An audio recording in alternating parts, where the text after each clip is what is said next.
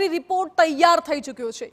Cabinet બેઠક બાદ કમિટીના રિપોર્ટ પર ચર્ચા કરવામાં આવશે। ટીઆરપી ગેમ ઝોનની 2021માં પહેલી પરમિશનથી લઈ ઘટનાના દિવસ સુધીની બાબતોની તપાસ કરવામાં આવશે અને આ સમયગાળા દરમિયાન જવાબદારી પર રહેલા અધિકારીઓની પૂછપરછ પણ કરાશે।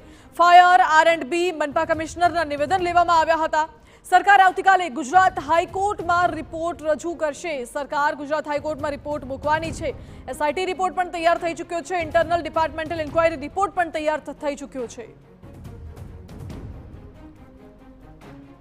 અને વર્ષ 2021 થી લઈને અત્યાર સુધી જેટલા પણ અધિકારી રહ્યા છે, આ જે જગ્યા છે, જગ્યાને લઈને જે પણ પરમિશનો રહેલી છે, તમામ બાબતોની તપાસ કરવામાં આવી। કોણ કોણ અધિકારી એ સમયે સત્તામાં હતા તેમની પણ તપાસ કરવામાં આવી છે।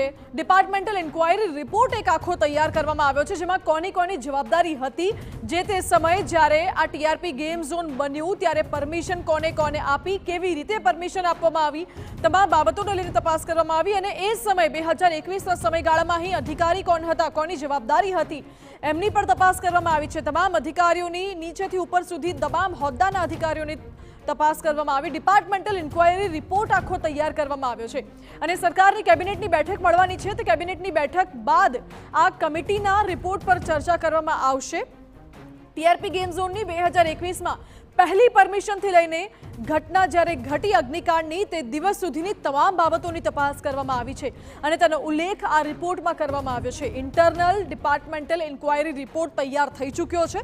હવે આ સમયગાળા દરમિયાન જવાબદારી પર રહેલા જેટલા પણ અધિકારીઓ હતા તેમની પણ પૂછપરછ કરવામાં આવી। હજુ પણ કોઈ અધિકારીનું નામ ખુલશે કે કોઈ સાંઠગાંઠ હશે તો તેમની પણ તપાસ અને પૂછપરછ કરવામાં આવશે। આપને જણાવી દઈએ કે ફાયર, આર&બી, મનપા કમિશનરના નિવેદન લેવામાં આવ્યા હતા, ફાયર વિભાગના અધિકારીઓના પણ, અને સરકાર આ રિપોર્ટ પર ચર્ચા કરશે। ત્યારબાદ આવતીકાલે સરકાર ગુજરાત હાઈકોર્ટમાં આ રિપોર્ટ મૂકશે અને પછી હાઈકોર્ટમાં સુનાવણી હાથ ધરાશે। હાઈકોર્ટ આગળનો નિર્ણય આ રિપોર્ટના આધારે લઈ શકે છે।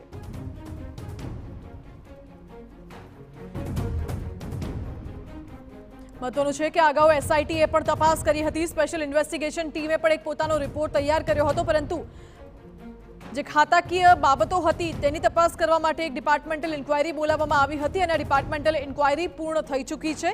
અધિકારીઓના નિવેદન નોંધવામાં આવે છે, અધિકારીઓની પૂછપરછ કરવામાં આવી છે, જેની સાંઠગાંઠ છે તેમની પણ તપાસ કરવામાં આવી છે અને 2021થી જ્યારે પહેલી પરમિશન આપવામાં આવી ત્યારથી લઈને અત્યાર સુધી જેટલી પણ પરમિશન આવે છે, બીયુ પરમિશન છે, ફાયર પરમિશન, તમામ બાબતોની તમામ અધિકારીઓની પણ પૂછપરછ કરવામાં આવી।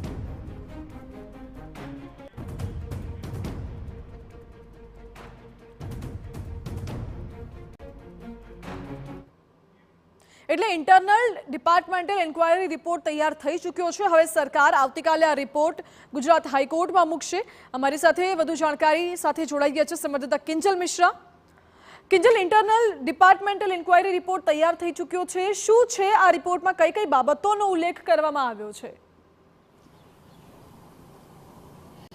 સૌથી પહેલી વખતે TV9 પર ખુલાસો થવા જઈ રહ્યો છે કે જે ડિપાર્ટમેન્ટલ ઇન્ક્વાયરીનો રિપોર્ટ તૈયાર કરવામાં આવ્યો છે તે રિપોર્ટ ઉપર બેઠક પણ થઈ ચૂકી છે। મુખ્યપ્રધાનના ધ્યાનમાં પણ આ રિપોર્ટ છે તે મૂકવામાં આવ્યો છે। મહત્વપૂર્ણ વાત જે સૂત્રો તરફથી મળી રહી છે તે પ્રમાણે 6 થી 7 જેટલા અધિકારીઓને આ ડિપાર્ટમેન્ટલ ઇન્ક્વાયરીની અંદર દોષિત માનવામાં આવી રહ્યા છે, એટલે કે તેમની ચૂક રહી ગઈ હતી, તેમની ભૂલ થઈ હતી અથવા તો જાણીને કરવામાં આવ્યું હોય તે પ્રકારની વાત ખુદ ડિપાર્ટમેન્ટલ ઇન્ક્વાયરી બહાર આવી રહી છે।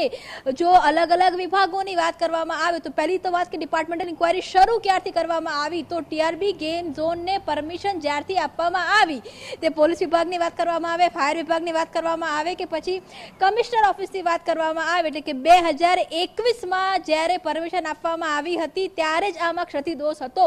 ત્યારબાદ 2022ની વાત કરવામાં આવે કે 2023માં જ્યારે આગ લાગી હતી ત્યારની વાત કરવામાં આવે કે પછી છેલ્લે 2024ની વાત કરવામાં આવે। તમામ અધિકારીઓ કે જે અધિકારીઓ પાસે આને સત્તા હતી કે જે તમામ અધિકારીઓ જવાબદારી બનતી હતી લાયસન્સ આપવાની અથવા તો રિન્યુઅલ કરવાની, એ તમામે જે પણ રીતે આખી સમગ્ર ઘટનાને નજરઅંદાજ કરી હતી અથવા તો જે પ્રમાણે પણ તેમને જે રિન્યુઅલ આપ્યા હતા જેની પણ રહેમ નજર હેઠળ ખાસ કરીને ડિપાર્ટમેન્ટલ ઇન્ક્વાયરી હતી। ડિપાર્ટમેન્ટલ ઇન્ક્વાયરીની અંદર જે પણ અધિકારીઓ અથવા તો જે પણ વહીવટી વિભાગ તરફથી આ પરમિશનો જવી જોઈતી હોય છે એ તમામની સાથે પૂછપરછ થઈ છે, વાતચીત થઈ છે અને જે રીતે સૂત્રોની માહિતી મળી રહી છે 6 થી 7 જેટલા અધિકારીઓ છે 2021 થી 2024 સુધીમાં તેમને દોષી માનવામાં આવ્યા છે, તેમની ક્ષતિ છે તે માનવામાં આવી છે અને આ રિપોર્ટ આવતીકાલે હાઈકોર્ટમાં મૂકવામાં આવશે, સિલવત કવરમાં મૂકવામાં આવશે. ત્યારબાદ આખરે ખબર પડશે કે કયા અધિકારીઓ છે, કોની સામે જે કહી શકાય કે દોષ છે તે નક્કી કરવામાં આવે છે, કોની ભૂલ નક્કી કરવામાં આવી છે અને કોની જવાબદારી સરકારે નક્કી કરી છે. બધું TV9 ના માધ્યમથી પહેલી વખત કે ડિપાર્ટમેન્ટલ ઇન્ક્વાયરીના અંદર 6 થી 7 જેટલા અધિકારીઓ છે તેમને દોષિત છે તે ગણાવવામાં આવી રહ્યા છે. જે કિંજલ બિલકુલ આપે છે કહ્યું કે 6 થી 7 જેટલા અધિકારીઓ છે જેમને દોષિત ઠેરવવામાં આવ્યા છે.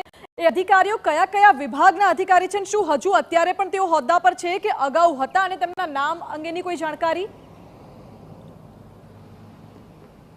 કેટલાક અધિકારી છે કે જે ઓલરેડી તેમની સામે FIR થઈ છે, એક અધિકારી સામે FIR થઈ છે એટલે કે જેલમાં છે. બાકીના જો 5 અધિકારીની વાત કરવામાં આવે તો મેં જે રીતે પહેલા પણ કહ્યું, અલગ અલગ વિભાગ, તો ફાયર વિભાગની વાત આવે છે, પોલીસ વિભાગની વાત આવી રહી છે અને તેની સાથે જ કોર્પોરેશનની વાત આવી રહી છે કે જે 2021માં એટલે કે જે એપિસેન્ટર છે કે જ્યારે TRP ગેમ ઝોન શરૂ થયું હતું ત્યારે જે લોકો ત્યાં હતા, જેમની પાસેથી આ તમામ જે પરમિશનો હતી તે લેવાની હતી, ત્યાંથી માંડીને 2024 સુધીમાં આ 3 વિભાગમાં જેની પણ જવાબદારી હતી તે તમામ સાથે પૂછપરછ કરવામાં આવી છે અને તેમાંથી માનવામાં આવી રહ્યું છે કે 6 જેટલા અધિકારીઓએ પોતાની ફરજ પર બેદરકારી કરી છે, બેજવાબદાર રહ્યા છે. તે પ્રકારની જે આ સમગ્ર વાત છે તે ડિપાર્ટમેન્ટલ ઇન્ક્વાયરીની અંદર ઉઠી બહાર આવી રહી છે. જી કિંજલ, આભાર આપનો સમગ્ર જાણકારી માટે. એટલે 6 થી 7 જેટલા અધિકારીઓ છે જેમના ઉપર સકંજો કસાઈ શકે છે અને એમાંથી એક અધિકારી વિરુદ્ધ તો FIR પણ થઈ ચૂકી છે. હવે ડિપાર્ટમેન્ટલ ઇન્ક્વાયરીમાં એ પણ મહત્વનો ભાગ ભજવે છે કે કોની રહેમ નજર હેઠળ આ આખું જે રાજકોટનું TRP ગેમ ઝોન છે તે વગર પરમિશને ધમધમી રહ્યું હતું, એટલે તમામ બાબતોને લઈને તપાસ કરવામાં આવી છે.